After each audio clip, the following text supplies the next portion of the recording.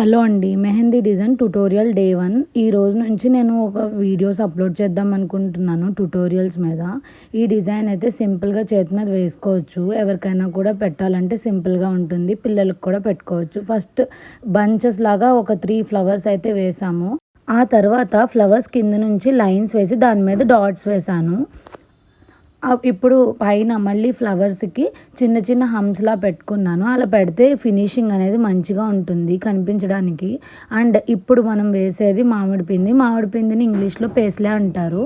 ఆ పేస్లేకి stroke line ఇచ్చి దాని మీద మళ్ళీ హంప్స్ వేసుకున్నాను.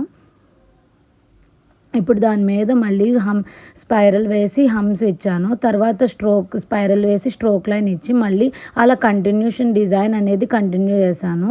స్ట్రోక్స్ వేసి మళ్ళీ ఒక స్పైరల్ ఇచ్చి దాని మీద మళ్ళీ ఒక ఫ్లవర్ అయితే వేశాను.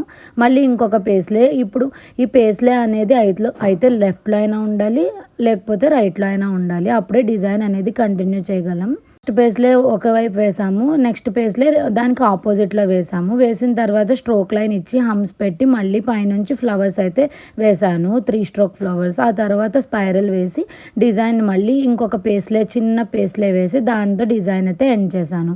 ఒకసారి డిజైన్ అనేది ఫినిష్ అయిపోయాక లోపల ఫిల్లింగ్స్ అయితే చేసుకొని ఔటర్ లైన్‌ని డార్క్ చేసుకోవడమే. ఇలా సింపుల్‌గా ఈజీగా ఇంట్లోనే మనం మెహందీని వేసేసుకోవచ్చు.